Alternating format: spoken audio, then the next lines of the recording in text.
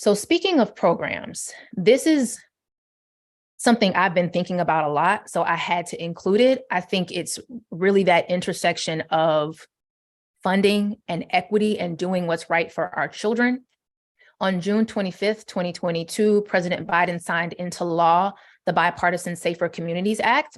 Now, this legislation is meant to expand mental health provisions and services for states and districts and to enhance initiatives that will create more inclusive environments, more positive school environments, safer school environments.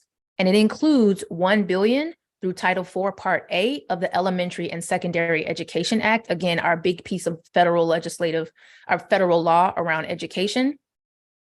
And it's meant to, that $1 billion is meant to competitively award grants, subgrants to high need LEAs to quote unquote, establish healthier learning environments for students to prevent acts of bullying, violence, and hate that impact our school communities. And the department has designated this component of the Bipartisan Safer Communities Act as the Stronger Connections Grant Program.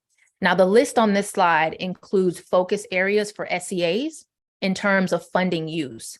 I would ask you at this point to be thinking about which of these you think your students in your communities need the most.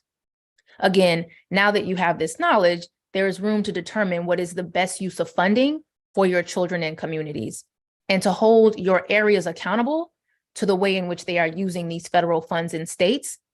And so speaking of use, one of the reasons I wanted to highlight this is because there are 3 allowances in this legislation program that if SEAs, LEAs decide to use funding in this way, it is going to harm marginalized student groups. It is problematic. And I'm taking this opportunity to call that out. There are 3, and you can see them at the bottom, and they're bolded.